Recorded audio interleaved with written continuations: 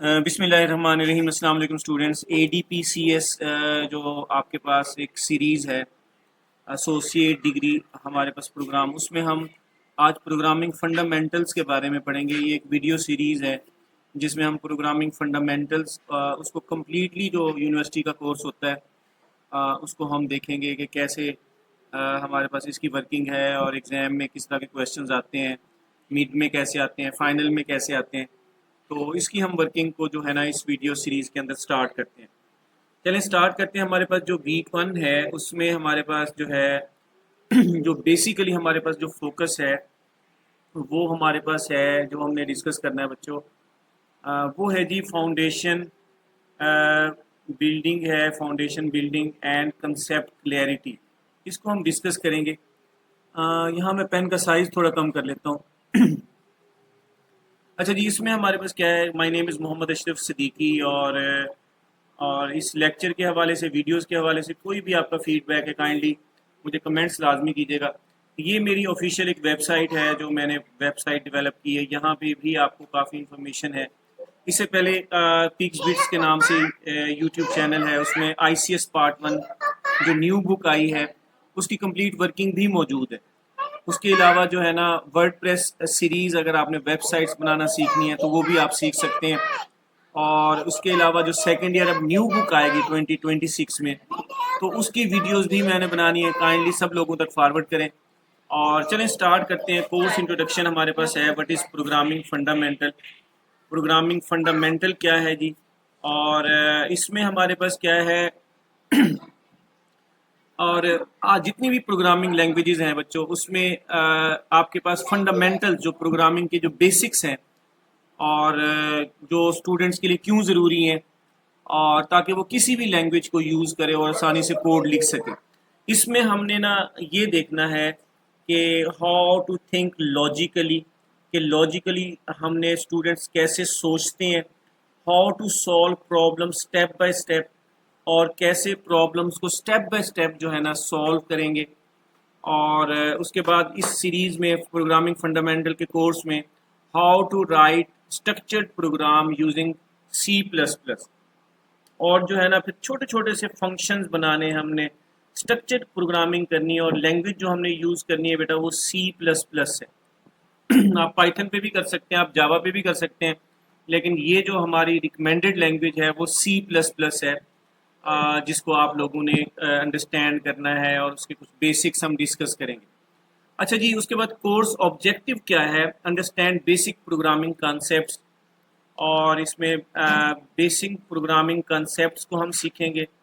और उसके बाद developing problem solving skills, build real world logic. तो हमारे पास क्या है, ये हमारे पास क्या है, कोर्स का हिस्सा है जो ये टास्क हमने क्या करने हैं, परफॉर्म करने हैं। प्रोग्रामिंग कंसेप्ट्स की बेसिक समझेंगे इसमें।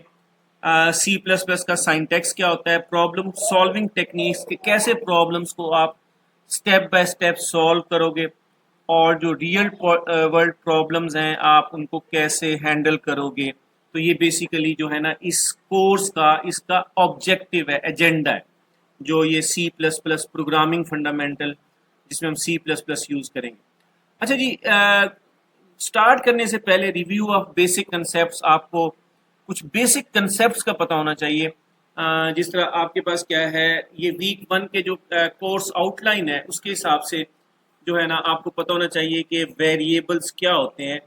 और किसी भी लैंग्वेज है, C++ है, C है, जावा है, पाइथन है, वेरिएबल का कंसेप्ट बहुत इंपॉर्टेंट है। वेरिएबल एक्चुअली क्या है, ये वेरिएबल्स एक्चुअली मेमोरी के अंदर, रैम के अंदर हमारे पास क्या है, कंटेनर्स होते हैं, मेमोरीज होती हैं जिनका प्रॉपर नेम होता है। They are named memory locations, जिसमें कोई डाटा हम स्टोर करते हैं, उसकी बाइनरी स्टोर होती है एक्चुअली जाके उसमें। और एक्चुअली डाटा को स्टोर करने के लिए, रिजल्ट्स को स्टोर करने के लिए हम क्या करते हैं, वेरिएबल्स को यूज़ करते हैं। अच्छा, अब वेरिएबल्स को आपके पास क्या है, C++ में जो है ना यहाँ पे डिक्लेयर करने का तरीका यही होता है कि हम डाटा टाइप यहाँ लगाते हैं, वेरिएबल का नेम होता है, और यहीं पे हमने उसको इनिशियलाइज कर दिया। डाटा इनिशियलाइजेशन है, वेरिएबल इनिशियलाइजेशन हमने यहाँ पे की। अच्छा, अब वेरिएबल्स का होना ज़रूरी है। वेरिएबल्स में जब वैल्यू स्टोर हो जाती है, फिर उस वेरिएबल्स की बेस के ऊपर हम उन वेरिएबल्स को एक्चुअली हम a प्लस बी भी कर सकते हैं, और हम उसको a माइनस बी भी कर सकते हैं, a ग्रेटर है b से b कर सकते हैं, a इक्वल इक्वल b भी कर सकते हैं, और इट्सेट्रा बहुत सारे बेशुमार ऑपरेशंस हम फिर परफॉर्म कर सकते हैं उन वेरिएबल्स की बेस के ऊपर। एक्चुअली इन वेरिएबल्स में ये वैल्यू स्टोर है। ये ऐसे ही है जैसे फॉर एग्जांपल कोई किचन में कोई बर्तन है जिसके अंदर कोई चीनी वगैरह है या कुछ भी नमक वगैरह है, एक्चुअली वो कंटेनर है, मेमोरी है, और उसके अंदर आपके पास क्या है, वैल्यू होती है। उस वैल्यू को जो चाहे आप ऑपरेशंस परफॉर्म कर सकते हैं। तो वेरिएबल का कंसेप्ट, वेरिएबल फिर ये है कि वेरी से निकला हुआ लफ्ज़ है, इसमें जो आपकी वैल्यू होती है हम चेंज कर सकते हैं। मतलब वेरिएबल का कंसेप्ट अगर आप देखें, यहाँ पे एक वैल्यू है, यहाँ पे इनिशियली 20 स्टोर किया हमने, और फिर उसके बाद मैं एज इज इक्वल टू लिख देता हूँ 40, तो 40 स्टोर हो जाएगा। फिर नेक्स्ट मैं अगर एज इज इक्वल टू करता हूँ, for example age plus equal 9 कर देता हूँ, इसका मतलब है अब एज में प्लस 9 हो जाएगा। तो अब एज एक्चुअली हमारे पास क्या है, अगर मैं इसको सी आउट करूँगा और एज को, तो एक्चुअली अब हमारे पास जो इसमें वैल्यू है वो 49 है। इनिशियली आपके पास एक वेरिएबल जब क्रिएट हुआ, इनिशियली क्रिएट हुआ, उसमें वैल्यू 20 थी। अब एज का वेरिएबल है, ये मेमोरी में फॉर एग्जांपल ये वैल्यू है। फिर हमने यहाँ पे इस लाइन में इस वैल्यू को हटा के 40 कर दिया, 40 स्टोर हो गया। फिर यहाँ से फिर हमने क्या किया, उसमें प्लस 9 कर दिया, यहाँ 49 स्टोर हो गया। अब फाइनल वैल्यू आपके पास वेरिएबल की क्या है, यहाँ पे आपके पास 49 है। तो वेरिएबल्स आपके पास क्या है, बहुत पावरफुल कंसेप्ट है। वेरिएबल्स की वर्किंग बहुत ज़्यादा है, तो इस कंसेप्ट को आपने स्ट्रांगली जो है ना अंडरस्टैंड करना है कि वेरिएबल्स क्यों ज़रूरी होते हैं। ये हर जगह पे यूज़ होंगे आगे आपकी प्रोग्रामिंग में। तो अच्छा, उसमें हमारे पास कुछ रूल्स होते हैं वेरिएबल्स के। अच्छा, वेरिएबल्स का जो नेम होगा वो किसी लेटर से आप स्टार्ट करो या किसी अंडरस्कोर से स्टार्ट करो, किसी डिजिट से स्टार्ट नहीं कर सकते। फॉर एग्जांपल यहाँ पे एज है, एज हमारे पास क्या है, एज ये वैलिड वेरिएबल है। अगर मैं यहाँ लिखता हूँ 6 एज, अब ये 6 जो है ना इंटीजर है, यहाँ से मैं स्टार्ट नहीं कर सकता। अच्छा, कोई स्पेशल सिंबल अलाउ नहीं होता, मतलब कि जैसे वेरिएबल के नेम में प्लस है, माइनस है, मल्टीप्लिकेशन है, डिवीजन है, इट्सेट्रा, हमारे पास क्या है, ये स्पेशल सिंबल हैं। These are not allowed anywhere within a variable, neither on the start neither on the end, कहीं पे भी अलाउ नहीं है। क्या चीज़ अलाउ नहीं है, दी स्पेशल सिंबल, ये स्पेशल सिंबल्स हैं, ये बिल्कुल अलाउ नहीं है। अच्छा, उसके अलावा हमारे पास क्या है, जो कीवर्ड्स हैं, जैसे इंट है, फ्लोट है, डिफरेंट कीवर्ड्स हैं सी प्लस प्लस में, उनको वेरिएबल नेम के तौर पे हम यूज़ नहीं कर सकते। जैसे एक फ्लोट है डेसिमल वैल्यूज़ के लिए, एक हमारे पास क्या है, डाटा टाइप है, और मैं यहाँ इंट लिख देता हूँ और इंट इज इक्वल टू 5 कर देता हूँ, ये गलत है वेरिएबल का नेम। क्यों गलत है, क्योंकि इंट हमारे पास क्या है, ऑलरेडी एक हमारे पास क्या है, कीवर्ड है, रिजर्व वर्ड है। हाँ, अलबत्ता हमारे पास क्या है, अगर मैं कुछ ऐसा लिखता हूँ फ्लोट और आई कैपिटल लिख देता हूँ, अब हमारे पास क्या है, ये एक कीवर्ड नहीं है क्योंकि स्मॉल लेटर में नहीं है। केस सेंसिटिविटी इसी चीज़ को बोलते हैं कि अपर केस में लोअर केस में डिफरेंट है। ये अपर केस में हमारे पास वेरिएबल का नेम यूज हो सकता है, लेकिन ये लोअर केस में ये कीवर्ड है। यानी सी प्लस प्लस में एक हमारे पास वेरिएबल है, जैसे हमारे पास क्या है, काउंट है। अब ये काउंट का वेरिएबल, ये एक अलहदा वेरिएबल है, और यहाँ कैपिटल के साथ लिखता हूँ, ये एक अलहदा वेरिएबल है, और सारे मैं कैपिटल लिख देता हूँ, ये हमारे पास क्या है, एक अलहदा वेरिएबल। इसका मतलब है ये 3 डिफरेंट वेरिएबल्स हैं। हालांकि पढ़ने में तो यही आ रहा है कि काउंट ही पढ़ेंगे तीनों को हम, लेकिन क्या है, upper case and lower case different variables, different आपके पास क्या है, एक कंसीडर होते हैं कंपाइलर के नज़दीक। अच्छा, उसके बाद हमारे पास क्या है जी, इसके वेरिएबल का नेम मीनिंगफुल लिखना है आपने, ऐसा वेरिएबल का नेम हो कि जो आपकी स्टेटमेंट प्रॉब्लम्स के साथ मैच करता हो। सिंपल एक्स की ऐसे नहीं, मैथ की तरह आप एक्स एंड वाई लिख दें हर वेरिएबल के, नहीं। अगर तो सैलरी किसी से ले रहे हैं यूज़र से, तो आपने सैलरी लिखना है। अगर आप एक्सपेंस ले रहे हैं तो आपने एक्सपेंस लिखना है। प्रॉपर वेरिएबल का मीनिंगफुल नेम होना चाहिए ताकि किसी भी पर्सन को आप अपना प्रोजेक्ट शेयर करो, अपनी वर्किंग शेयर करो, उसको आइडिया हो जाए कि एक्चुअली ये इस वेरिएबल में कौन सी वैल्यू स्टोर है। तो ये कुछ वेरिएबल से रिलेटेड थे। और उसके अलावा जी हमारे पास क्या है, इसमें स्पेसेस अलाउ नहीं होती वेरिएबल्स के नेम के बीच में। तो ये कुछ रूल्स हैं, ये आपको पता होने चाहिए। कुछ बेसिक्स हैं, अभी हमारे पास बेसिक्स हम डिस्कस कर रहे हैं। और बेसिक्स में आपको डाटा टाइप्स का भी पता होना चाहिए कि एक्चुअली डाटा टाइप्स क्या होती हैं। डाटा टाइप्स क्या होती हैं एक्चुअली हमारे पास, जैसे मैं यहाँ लिखता हूँ इंट और एज। अब ये एज हमारे पास वेरिएबल है, और इंट एक्चुअली ये बता रही है कि इस एज के वेरिएबल में किस टाइप का डाटा स्टोर होगा। The type of data that you are going to store inside the variable is determined by data type. Data type से हमें पता लगता है किस टाइप का ऑपरेशन परफॉर्म होगा, और इसकी रेंज क्या होगी, कितनी वैल्यूज आप इसमें लिख सकते हो, ठीक है ना। और आपके पास क्या है, इसमें आपके पास हमारे पास सारी इसकी हमें डाटा टाइप से पता लगता है। एक तो साइज रैम के अंदर एक वेरिएबल का कितना होगा, उसमें किस टाइप के ऑपरेशंस परफॉर्म होंगे, किस टाइप का डाटा स्टोर होगा, और उसकी रेंज क्या होगी, कहाँ से कहाँ तक वैल्यू आप उसमें स्टोर कर सकते हो। अच्छा, कॉमन डाटा टाइप्स आप लोगों को ये आइडिया होना चाहिए, क्योंकि पिछले सेमेस्टर में आपने इसको पढ़ा है कि इंट होती है जी, और हमारे पास लॉन्ग इंट है, और ये हमारे पास क्या है, मुख्तलिफ डाटा टाइप्स होती हैं। इंट है, लॉन्ग इंट है, अनसाइंड अगर लगा दें तो वो पॉजिटिव नंबर्स के लिए होता है, और इंट साइंड नंबर्स के लिए होता है, प्लस माइनस दोनों होते हैं। अच्छा जी, लॉन्ग इंट जो है ना वो आप हम यूज़ करते हैं। अच्छा, उसके अलावा फ्लोट एक डाटा टाइप है डेसिमल नंबर्स के लिए, जैसे 3.14 है। डबल जो है ना लार्ज डेसिमल्स के लिए होती है, और जिस तरह आपके पास 3.14 जहाँ पे प्रिसियन ज़्यादा होती है। Long double very large decimals, और इसकी जो प्रिसियन होती है ये हमारे पास क्या है, 3.14। अच्छा, इसका साइज फ्लोट का 4 बाइट होता है, और डबल का 8 बाइट होता है। इंटीजर का 4 बाइट होगा। ये कंपाइलर टू कंपाइलर वेरी करता है। सी में टर्बो सी प्लस प्लस में इसका अर्ली जो उसके वर्जन थे उसमें इसका साइज 2 बाइट का होता था, लेकिन अब हमारे पास इसका 4 बाइट का साइज है। और लॉन्ग डबल आपके पास 10 बाइट्स का डाटा जो होता है, एक वेरिएबल 10 बाइट का होता है। जैसे अगर फॉर एग्जांपल कोई आपसे पूछे जी एज का जो वेरिएबल है वो कितने बाइट का है, तो आप कह सकते हैं सिंपल इंटीजर है सर, ये 4 बाइट का है, ठीक है। अच्छा, अगर मैं आपसे ये कहूँ कि बच्चों आपके पास एक लॉन्ग डबल है, और यहाँ पे है लॉन्ग डबल में CGPA, और ये बताओ जी कितने साइज का, आप लॉन्ग डबल 10 बाइट्स का आप कह सकते हैं सर 10 बाइट्स। तो आपको पता होना चाहिए कि किस टाइप की वेरिएबल का जो है ना कितना स्पेस होती है, कितनी रैम के अंदर। तो ये आपको पता है। करेक्टर है जी, उसमें हमारे पास एक सिंगल करेक्टर को हम स्टोर करते हैं, 4 डाटा टाइप है, और एक बूल डाटा टाइप है जो हमें बूलियन टाइप वैल्यू देती है, ट्रू या फॉल्स। और जिसको ट्रू को हम 1 से रिप्रेजेंट करते हैं सी प्लस प्लस में फॉल्स को 0 से रिप्रेजेंट करते हैं। तो ये मुख्तलिफ डाटा टाइप्स हैं, इनकी वर्किंग का भी पता होना चाहिए कि कौन सी डाटा टाइप कब ज़रूरत है। अगर आपके पास कोई छोटी सी कैलकुलेशन है, आपने अपनी एज लिखनी है, आपने अपने मार्क्स लिखने हैं, तो आपके लिए इंट चलेगा।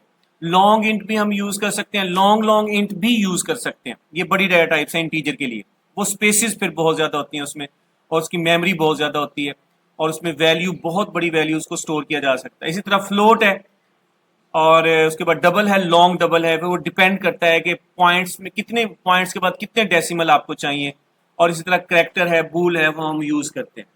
अच्छा जी, उसके बाद ऑपरेटर्स हैं बच्चों, आपको पता होना चाहिए कि ऑपरेटर्स बहुत एक इम्पोर्टेंट कंपोनेंट है किसी भी प्रोग्रामिंग लैंग्वेज का। और ऑपरेटर्स क्या होते हैं एक्चुअली, जो ऑपरेशंस परफॉर्म करते हैं, दीज आर सिंबल्स, ये सिंबल्स होते हैं। और आर साइंस, ये साइंस होते हैं जो ऑपरेशंस परफॉर्म करते हैं एक एक्सप्रेशन के अंदर। जैसे प्लस एक आपके पास सिंबल है, अगर 6 + 9 कर दें तो ये एक्चुअली ऑपरेटर है, और ये ऑपरेंड है, ये ऑपरेंड है और ये ऑपरेटर है। तो ये एक एक्सप्रेशन है जिसमें आपके पास ऑपरेटर्स होते हैं। ऑपरेटर्स एक्चुअली सिंबल्स होते हैं, और मैं कहता हूँ जी 6 ग्रेटर है 9 से, ये एक ऑपरेटर है। और मैं कहता हूँ जी 9 ग्रेटर है 6 से, और 6 इक्वल इक्वल 3 एंड 5 लेस है 8 से। अब ये फॉर एग्जांपल एक एक्सप्रेशन है बच्चों, इसमें डिफरेंट ऑपरेटर्स हैं। ये हमारे पास एक ऑपरेटर है, ये हमारे पास एक ऑपरेटर है, ये हमारे पास ऑपरेटर्स हैं। तो ये ऑपरेटर्स की कम्बिनेशन से हम एक्सप्रेशन बनाते हैं और लॉजिक्स को क्या करते हैं, क्रिएट करते हैं। तो ऑपरेटर्स का पता होना चाहिए। बेसिकली हमारे पास क्या है, कुछ ऑपरेटर्स हैं जिस तरह अरिथमेटिक ऑपरेटर्स हैं, एडिशन है, माइनस है, मल्टीप्लिकेशन, डिवीजन है, मॉडुलस है।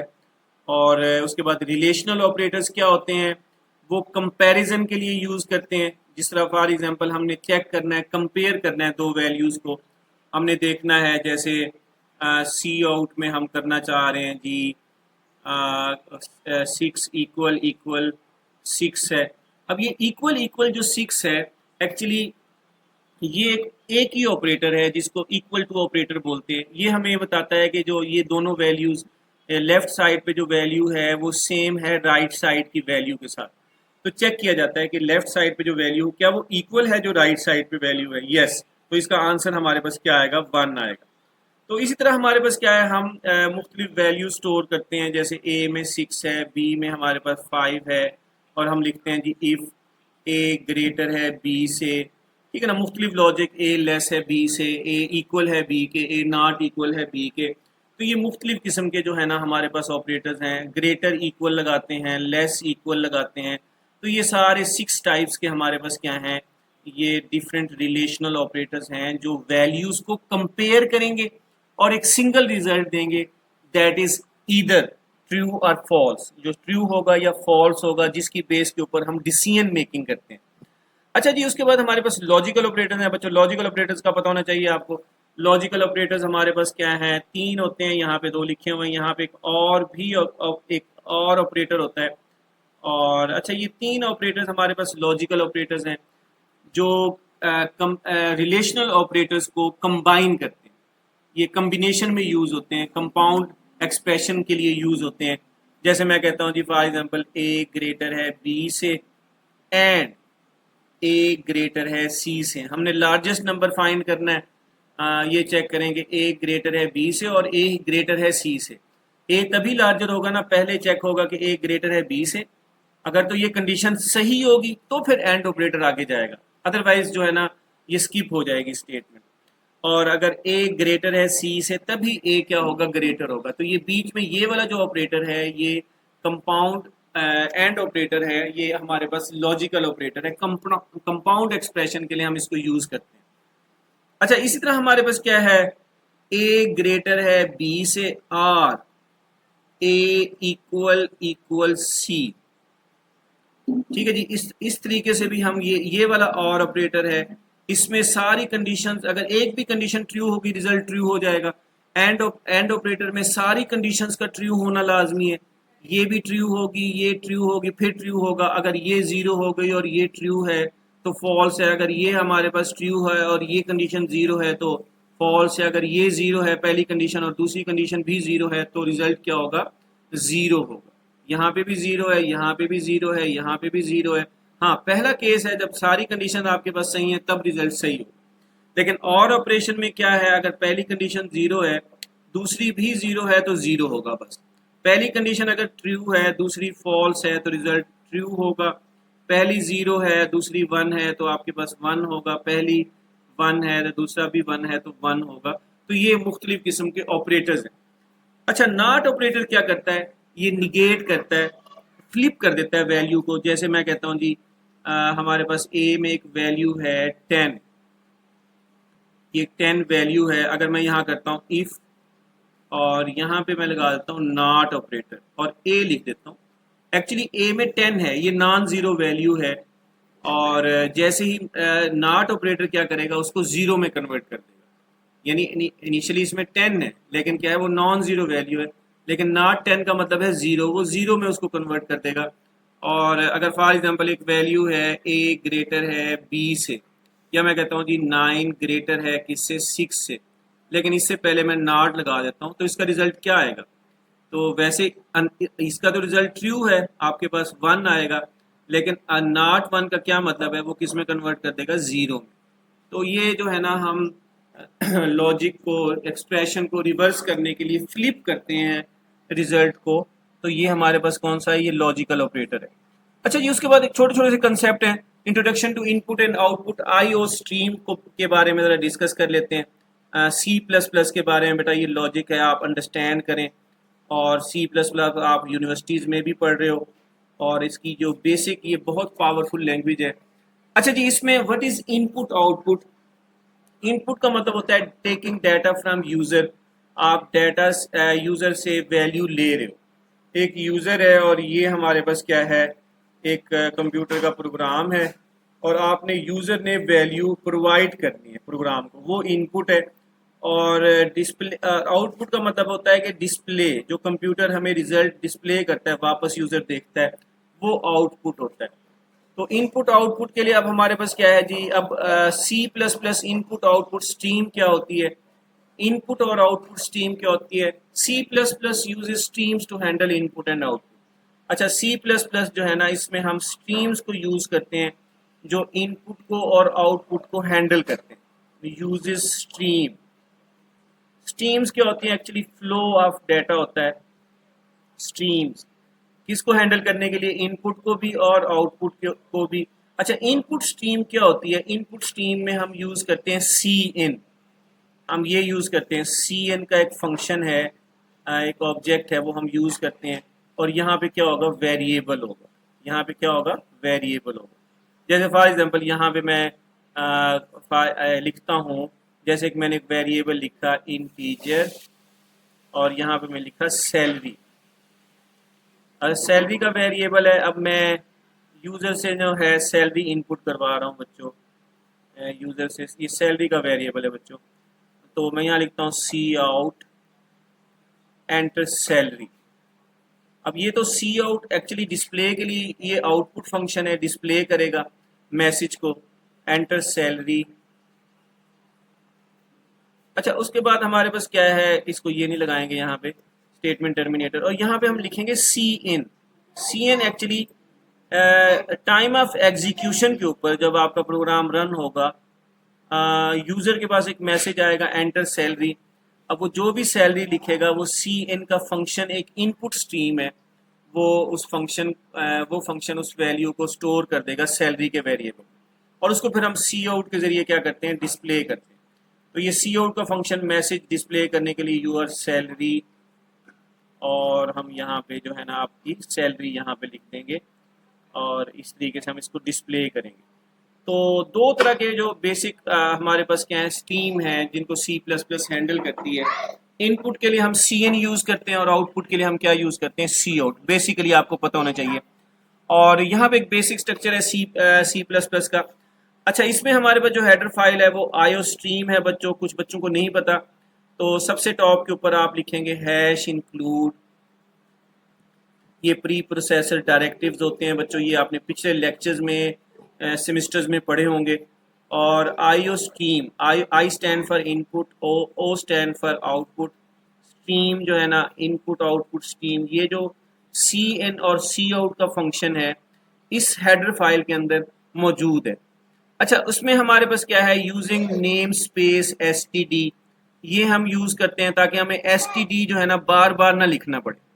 यानी अगर हम ये नहीं लिखते ना, अगर मैं इसको क्रॉस कर देता हूँ, तो हमें ना बार बार यहाँ पे लिखना पड़ेगा सी आउट कॉलन कॉलन एसटीडी, और फिर हम लिखेंगे एंटर एज, ठीक है ना, और सी इन कॉलन कॉलन एसटीडी, हम उसकी वैल्यू को क्या करेंगे, यूज़र से लेंगे और स्टोर करेंगे, और फिर सी आउट सी इन, यानी जहाँ पे सी आउट और सी इन है, एस टी डी आपको बार बार लिखना पड़ रहा है, तो हम एक ही जगह पे उसको यहाँ पे ग्लोबली सेट कर लेते हैं, और उसको बार बार लिखने की ज़रूरत नहीं है, तो इसलिए हम इसको लिखते हैं। मेन फंक्शन, मेन एग्जीक्यूशन होती है, जहाँ से आपकी प्रोग्राम स्टार्ट होता है, ऑपरेटिंग सिस्टम जहाँ से प्रोग्राम को रन करना शुरू होता है। और यहाँ पे ये एक डाटा टाइप है, ये एक वेरिएबल है, और ये एक मैसेज है एंटर एज। सी एन का फंक्शन इनपुट स्ट्रीम के लिए यूज़ करते हैं, ये यूज़र से इनपुट लेगा, जो भी यूज़र इनपुट करेगा वो यहाँ पे होगा, और ये कंप्यूटर जो हमें डिस्प्ले करेगा वो इस फंक्शन के थ्रू होगा, सी आउट के जरिए। तो ये सिंपल सा एक C++ का जो है ना कोड है, ये आपको बेटा पता होना चाहिए। अच्छा जी, एक्सप्लेनेशन है यहाँ पे, hash include library for input output. ये इनपुट आउटपुट की लाइब्रेरी है। Using name space std, avoid std colon colon prefixes, उसको अवॉइड करने के लिए ताकि हमें बार बार ना लिखना पड़े। Main entry point of program, तो ये कुछ चीज़ें हैं बेटा आपको पता होनी चाहिए कि IOStream क्या है, ये शॉर्ट क्वेश्चंस आ सकते हैं। मेन फंक्शन क्या होता है, std क्या होता है। अच्छा जी, उसके बाद हमारे पास क्या है, formatted input, formatted and unformatted input output. Formatted input output use for structured input output. जो ये फॉर्मेटेड इनपुट आउटपुट हैं, इनपुट क्या है, CN है जो अभी हमने डिस्कस किया, और आउटपुट क्या है फॉर्मेटेड, वो C आउट है जो हम नॉर्मली तौर पे हम यूज़ कर रहे होते हैं। वो हमारे पास क्या है, फॉर्मेटेड इनपुट आउटपुट होते हैं। लेकिन जिस तरह हमारे पास क्या है, ये एग्जांपल है, जैसे ये CN ये इनपुट के लिए यूज, ये फॉर्मेटेड इनपुट है, और C आउट फॉर्मेटेड आउटपुट है। कोई क्वेश्चन आ जाए, CN क्या है जी, फॉर्मेटेड इनपुट, C आउट क्या है, फॉर्मेटेड आउटपुट। अच्छा, unformatted use for character level input output. जो अनफॉर्मेटेड इनपुट आउटपुट है वो सिर्फ करेक्टर डाटा टाइप के लिए हम यूज करते हैं। करेक्टर लेवल इनपुट है। गेट इनपुट सिंगल करेक्टर, एक सिंगल करेक्टर को इनपुट करने के लिए। पुट जो है ना, एक सिंगल करेक्टर को क्या है, डिस्प्ले करने के लिए हम यूज करते हैं। जैसे फॉर एग्जांपल एक डाटा टाइप है, हमने ली यहाँ पे करेक्टर, और जेंडर मैंने लिया जी, जेंडर M लिखें या F लिखें आप। अगर तो मेल है आपने M लिखना है, अगर आपने फीमेल है तो आपने क्या लिखना है, F लिखना है। अच्छा, CN डॉट गेट। अब ये जो डॉट गेट है, ये गेट का जो फंक्शन है, गेट का जो फंक्शन है बच्चों, एक्चुअली ये फॉर्मेटेड करेक्टर आपका इनपुट, अनफॉर्मेटेड इनपुट है, और ये करेक्टर लेवल के ऊपर यूज़ करते हैं। और इसी को मैं C आउट डॉट पुट से क्या करूँगा, डिस्प्ले करूँगा। सबके लिए यूज़ नहीं करेंगे बच्चों, ये सिर्फ आपके पास जो करेक्टर डाटा टाइप है, सिंगल करेक्टर्स के लिए जो हम यूज़ करते हैं, तो वहाँ पे हम इसको यूज़ करेंगे अनफॉर्मेटेड इनपुट आउटपुट। तो ये दो होते हैं। अब इसे सिंपल वर्डिंग में समझिएगा, गेट आपके पास अनफॉर्मेटेड इनपुट के लिए, और जो पुट है ये अनफॉर्मेटेड आउटपुट के लिए हम क्या करते हैं, यूज़ करते हैं। बेसिक प्रॉब्लम सॉल्विंग क्या है, सम ऑफ टू नंबर्स हैं बच्चों, ये आपको पता होना चाहिए। छोटे छोटे से कोड हैं, आपने घर बैठ के करने हैं। आप डेवलपर C++ कर लो इंस्टॉल, आराम से इसको डाउनलोड करो। आप विजुअल स्टूडियो कोड भी यूज़ कर सकते हो, और जहाँ पे आसानी से अब जो है ना आप लोग C++ के प्रोग्राम्स को बना सकते हो। तो ये आपके पास दो मैं IDE बता रहा हूँ, इंटीग्रेटेड डेवलपमेंट इन्वायरमेंट, जहाँ पे आसानी से आप कोडिंग कर सकते हैं, अपनी प्रोग्रामिंग कर सकते हैं C++ से रिलेटेड। तो अच्छा, उसके बाद सम ऑफ टू नंबर्स हैं, आपने सबसे पहले वेरिएबल्स को डिक्लेयर करना है, इनपुट करवाना है जी, फिर उसको लॉजिक है, और हमारे पास C आउट है। इसका मतलब है इसमें हमारे पास 4 इंस्ट्रक्शंस हैं जो हम कंप्यूटर को दे रहे हैं। पहली इंस्ट्रक्शन हम कंप्यूटर को कह रहे हैं कि ये 3 वेरिएबल्स क्रिएट कर दो, रैम में 3 वेरिएबल्स क्रिएट हो जाएंगे, ठीक है। एक A है, दूसरा B है, तीसरा हमारे पास क्या है, सम है। ये पहली इंस्ट्रक्शन ने ये काम कर दिया। दूसरी इंस्ट्रक्शन क्या कह रही है, यूज़र से हमने वैल्यू लेनी है। फॉर एग्जांपल यूज़र ने पहली वैल्यू लिखी जी 10, और दूसरी लिखी 20। अब इस तरह आपके पास यहाँ पे हमारा 10 स्टोर होगा A में, और यहाँ पे 20 स्टोर होगा, उसकी बाइनरी स्टोर होगी। ये दूसरी इंस्ट्रक्शन है। तीसरी इंस्ट्रक्शन क्या है, हम क्या करते हैं, फिर कंप्यूटर को कहते हैं भी जो A में वैल्यू यूज़र ने इनपुट की है 10, और जो B में वैल्यू इनपुट की है यूज़र ने 20, आप उसको क्या करो, सम करो, और उसको असाइन कर दो असाइनमेंट ऑपरेटर के थ्रू सम के वेरिएबल में। तो फिर कंप्यूटर ऐसे ही करेगा, पहले इसको सम करेगा, और arithmetic and logical operations perform होंगे, रजिस्टर्स काम करेंगे। जब वो ऐड हो जाएगा, फिर वो सारा डाटा आपके सम के वेरिएबल में आके स्टोर हो जाएगा 30। और उसके बाद जो फोर्थ इंस्ट्रक्शन है, हम कह रहे हैं जो रिजल्ट आपके कंप्यूटर ने कैलकुलेट किया उसको हमें डिस्प्ले भी तो करो ना। तो फिर वो हम क्या करेंगे, उसको डिस्प्ले करेंगे, तो वो रिजल्ट हमारे पास क्या आएगा बच्चों, हमारे पास आएगा 30। तो बेटा इस तरीके से आपके पास क्या है, आपने इन प्रॉब्लम्स को सॉल्व करना है, इंस्ट्रक्शंस को स्टेप बाय स्टेप देखना है कि कंप्यूटर पहली स्टेप पे क्या करेगा, दूसरे स्टेप पे क्या करेगा, तीसरे स्टेप पे क्या करेगा। So on. अच्छा, अब हमारे पास क्या है, इसी तरह हमारे पास एरिया ऑफ रेक्टेंगल है। ये छोटा सा कोड है समझाने के लिए, क्योंकि कुछ बच्चे सिर्फ बेसिक, आज का पहला वीक है, उसके पहला दूसरा लेक्चर है हमारा।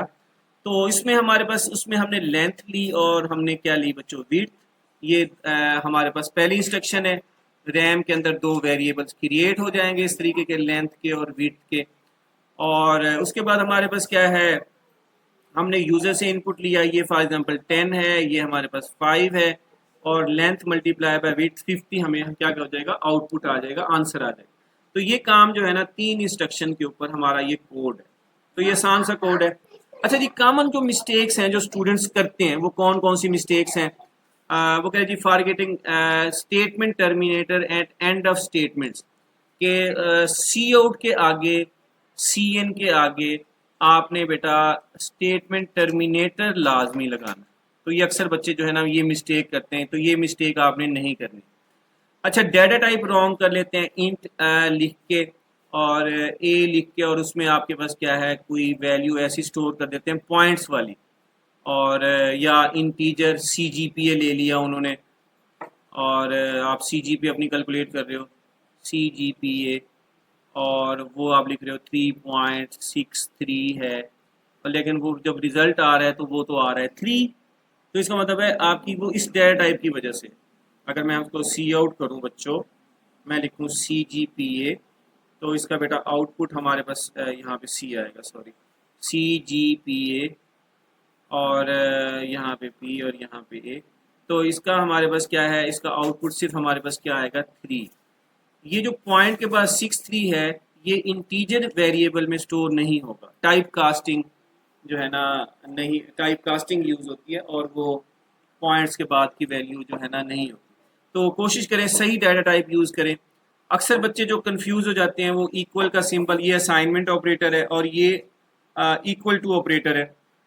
ये असाइन करने के लिए, जैसे एज है एक स्टूडेंट की, वो है 25।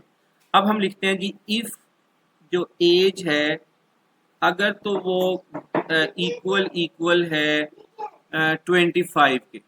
अच्छा, अब जरा देखो, इसमें और इसमें फ़र्क है। ये असाइनमेंट के लिए यूज़ हो रहा है, असाइन करने के लिए, ये चेक करने के लिए यूज़ हो रहा है कि ये वाला जो लेफ्ट साइड पे जो वैल्यू है वेरिएबल में, वो राइट साइड के साथ कंपेयर हो रही है। ये दो डिफरेंट वैल्यूज़ हैं। इस 25 का, इस 25 का इसके साथ कोई ताल्लुक नहीं है, ठीक है ना। ये असाइनमेंट है, इसमें हमारे पास 25 स्टोर है, और चेक करना चाहते हैं इसमें जो वैल्यू है क्या वो इक्वल है 25 के, और इसका आंसर हमारे पास ट्रू या फॉल्स होता है। Not initialise and variable, variable को आप इनिशियलाइज नहीं करते, जैसे आपने किया यहाँ पे इंट ए है और उसी को आप सी आउट करते हैं तो गार्बेज वैल्यू स्टोर होती है। तो बेटा ये कुछ बेसिक्स हैं, आपको पता होनी चाहिए ये सारी चीज़ें।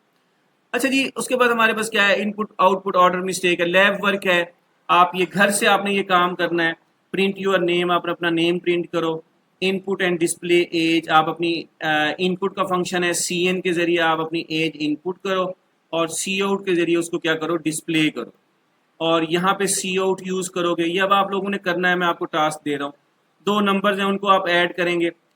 एक टेम्परेचर लेंगे सेल्सियस में और उसको कन्वर्ट कर देंगे फॉरेन हीट टेम्परेचर में।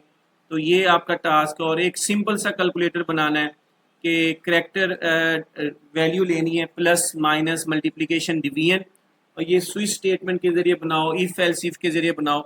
तो ये आप लोगों का बेटा टास्क है, लैब का वर्क है वीक 1 का। अच्छा जी, क्लास एक्टिविटी है जी, check students prior knowledge what is variable. Student से हम क्वेश्चन कर सकते हैं कि वेरिएबल क्या है, इंटीजर और फ्लोट में क्या डिफरेंस है, इसका हमें आउटपुट बताओ। एक्स में 5 है और x+2। स्टूडेंट से हम इस तरह के क्वेश्चन कर सकते हैं बच्चों। तो ये आपके नॉलेज में होना चाहिए। होम टास्क हैं, write 5 program using C in and C out. 5 program बनाओ जिसमें सी इन और सी आउट जो है ना आप लोगों ने यूज़ हो। इनपुट आउटपुट स्ट्रीम जो है, प्रैक्टिस ऑल ऑपरेटर, सारे ऑपरेटर्स की प्रैक्टिस करो। साइंटैक्स को पता होना चाहिए C++ का। तो ये बेटा आपका होम टास्क है। मुझे मैसेज करो कमेंट्स में कि अगर आपने ये टास्क कर लिया, और मुझे जो है ना लाजमी यस कंफर्मेशन मैसेज करो, ताकि मुझे पता लगे जो स्टूडेंट्स हैं मेरे लेक्चर सुन रहे हैं वो एक्चुअली काम भी कर रहे हैं। अच्छा जी, इसके ना वीक 1 के कुछ इंपॉर्टेंट एमसीक्यूज हैं जो एग्जाम में आ सकते हैं। व्हाट इज आउटपुट, आउटपुट क्या होगा? सिंपल है बच्चों, और यहाँ पे x इज इक्वल टू 5 और यहाँ पे हमारे पास x प्लस प्लस है और प्लस प्लस x है। तो इसमें हमारे पास जो आंसर होगा, पहले तो x है, ये पोस्ट फिक्स इंक्रीमेंट है, यहाँ पे 5 आएगा बच्चों, तो 5 एक ये आ गया और उसके दरमियान में थोड़ी स्पेस आ गई और उसके बाद यहाँ 6 हो जाएगा, फिर 7 हो जाएगा। ये नहीं, ये प्री फिक्स इंक्रीमेंट है। x में यहाँ 5 है, इंक्रीमेंट इसका एक अभी होना है, यहाँ पे पहले इंक्रीमेंट होगा, 6 हो जाएगा, फिर उसमें प्री फिक्स होगा, इंक्रीमेंट हो जाएगा, फिर 7 होगा। तो बी वाला हमारा करेक्ट ऑप्शन है।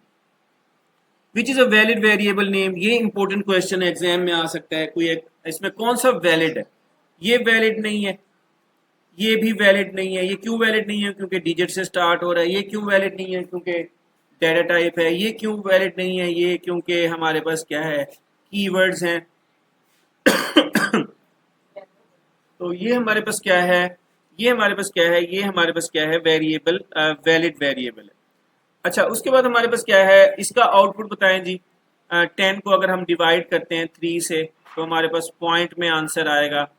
और ये हमारे पास क्या है, 3 और फिर यहाँ पे 10 है, फिर 3, फिर यहाँ 9, फिर 1 आ गया, फिर यहाँ 3 आ गया। तो ये वाला आंसर हमारा करेक्ट ऑप्शन है बच्चों।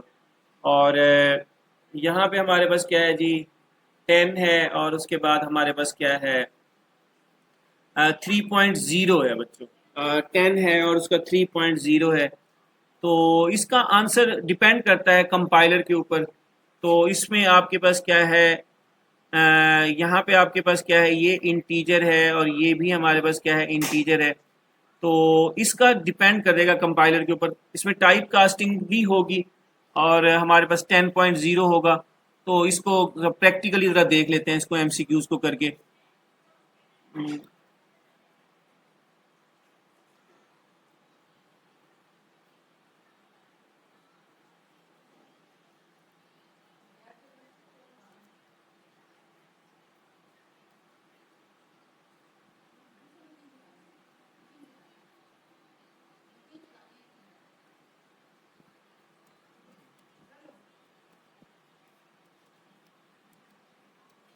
अच्छा जी, अब हमारे पास क्या है, यूजिंग नेम स्पेस std, और बेटा हम यहाँ करते हैं जी इंट मेन। अच्छा, ये छोटा सा कोड है, इसको जरा प्रैक्टिस कर लेते हैं। सी आउट और 3 माइनस क्या था, 10 डिवाइडेड बाय 3.0, 10 डिवाइडेड बाय 3.0, और इसको हम सेव कर लेते हैं।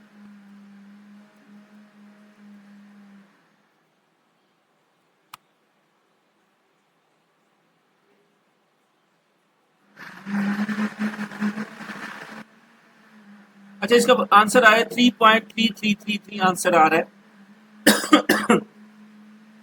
क्योंकि ना पॉइंट्स के बाद वो डेसिमल्स में टाइप कास्टिंग एक्चुअली कर देगा, वो एक्चुअली टाइप कास्टिंग करेगा। होगा ये कि अब ज़ाहिरी बात है, ये एक वैल्यू है और ये भी हमारे पास वैल्यू है। अच्छा, इस ये जो है ना पॉइंट्स में है और ये हमारे पास क्या है, 10 इंटीजर है।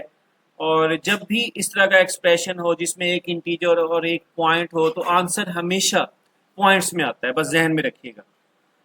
इंटीजर पहले हो और आपके पास क्या है, फ्लोट बाद में हो, फ्लोट पहले हो या इंटीजर बाद में हो, वट एवर कुछ भी है, एक वैल्यू है 10 प्लस 10 प्लस 10, आपने 50 टाइम ऐसे लिखा हुआ है, लेकिन एक वैल्यू आखिर में ऐसी है 0.3, तो इसका आंसर पॉइंट्स में आएगा इसकी वजह से।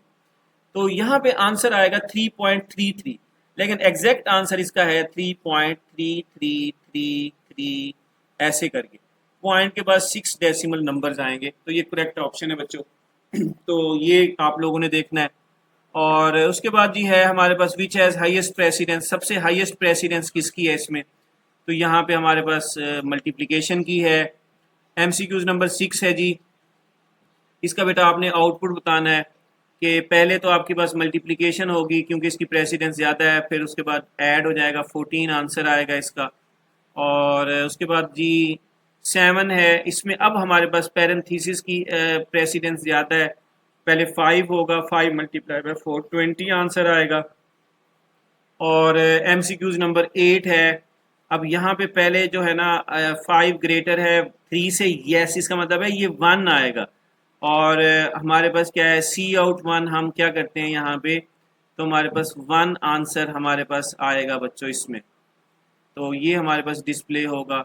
और उसके बाद हमारे पास जो है 9 वाला है, ये एक्सप्रेशन देखिएगा, एक्सप्रेशन है 5 ग्रेटर है 1 से, यस कोई डाउट नहीं है इसमें।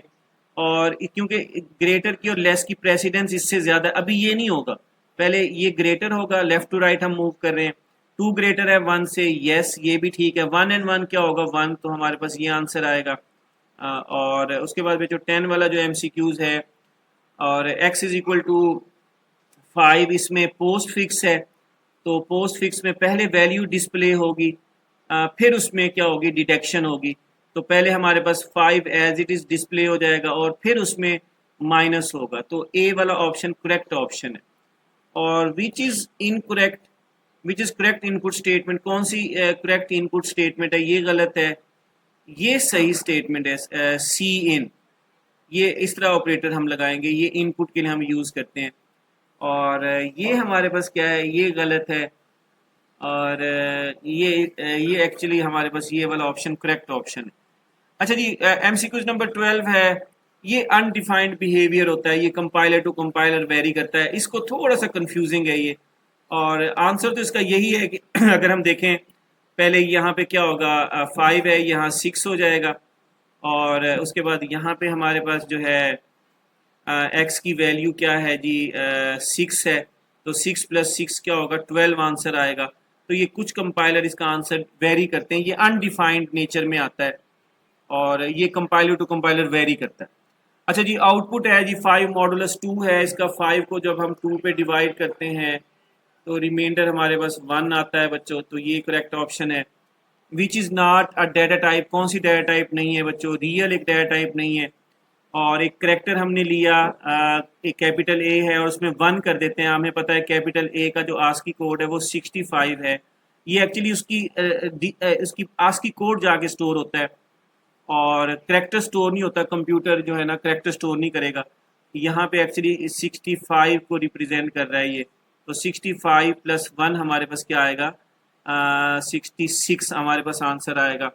और 16 का क्या है जी, जरा देख लेते हैं, करेक्टर ए है।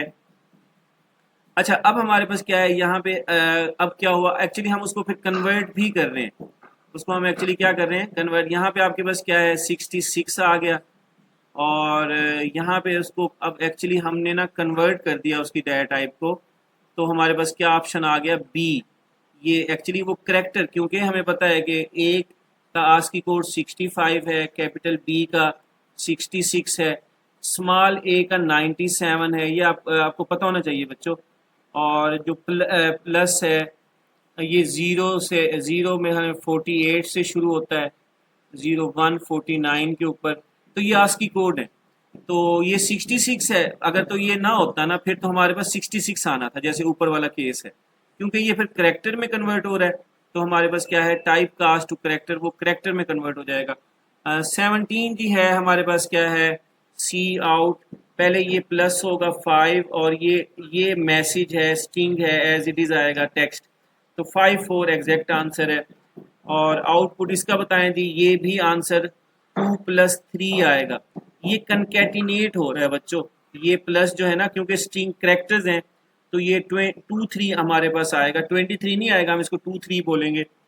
और 19 वाला है जी, एक्स में वैल्यू 5 है, क्या 5 इक्वल है 5 के, नो डाउट, इसमें कोई शक ही नहीं, इक्वल है, तो 1 आएगा। Which is correct, C out hello, और एंडल है, सी आउट ये गलत है, ये भी गलत है बच्चों, ये भी गलत है, तो ये वाला जो है ना करेक्ट ऑप्शन है। अच्छा जी, पॉसिबल जो लॉन्ग क्वेश्चंस हैं कौन कौन से हो सकते हैं, और ये ज़रा देख लें, इसकी प्रैक्टिस करें। Explain the basic structure of a C++ program, इसका बेसिक स्ट्रक्चर आपको पता होना चाहिए, जैसे मैंने आपसे डिस्कस किया, IOSTEAM है, यूजिंग नेम स्पेस, STD है, मेन फंक्शन है और उसकी बॉडी है। कंसेप्ट ऑफ डेटा टाइप्स आपको पता होना चाहिए, आइडेंटिफायर्स का पता होना चाहिए, डिक्लेरेशन क्या होती है, वेरिएबल की इनिशियलाइजेशन क्या होती है, एक्सप्रेशन क्या होती है और एग्जांपल्स देनी है। तो ये क्वेश्चन आपको क्लियर होना चाहिए। दूसरा क्वेश्चन है, इंपॉर्टेंट क्वेश्चन है बेटा, एग्जाम में आ सकता है ये। इनपुट आउटपुट स्ट्रीम क्या होती है जी? Explain how input and output operation work using C in cout and stream classes. आपने स्ट्रीम क्लासेस यूज करनी है। और differentiate between formatted and unformatted input with example. तो ये लॉन्ग क्वेश्चन आ सकता है, इसको आपने अच्छे से अंडरस्टैंड करना है। तीसरा लॉन्ग क्वेश्चन आ सकता है बेटा, चांसेस कम है लेकिन फिर भी आपको पता होना चाहिए, कंट्रोल स्ट्रक्चर्स क्या होते हैं सी प्लस प्लस में। सिलेक्शन स्टेटमेंट्स हैं, जैसे इफ स्टेटमेंट है बच्चे, इफ एल्स स्टेटमेंट है और स्विच स्टेटमेंट है। दीज आर जो डिसीजन मेकिंग के लिए हम यूज़ करते हैं। लूप के लिए हमारे पास फॉर लूप है, वाइल है और डू वाइल लूप है। तो ये इसका कंसेप्ट आपको पता होना चाहिए। पिछले सेमेस्टर में आपने ये पढ़ा होगा लेकिन इस सेमेस्टर में कम है इसका चांस, लेकिन आपको नॉलेज होना चाहिए। हाँ, explain the concept of functions. Functions क्या होते हैं सी प्लस प्लस, ये नेक्स्ट वीक में हम इसको डिटेल से डिस्कस करेंगे। फंक्शन डिक्लेरेशन क्या होती है, फंक्शन डेफिनेशन क्या होती है, pass by value, pass by reference क्या होता है, और role of function in problem solving. तो ये इंपॉर्टेंट क्वेश्चन है, ये नेक्स्ट वीक में इंशाल्लाह उस वीडियो में मैं आपसे शेयर करूंगा। लेक्चर का फीडबैक लाजमी देंगे। वीक 1 का प्लान है, इसको आप अच्छे से अंडरस्टैंड करें, बार बार लिखें, बार बार डिस्कस करें, इसको एक्सप्लोर करें।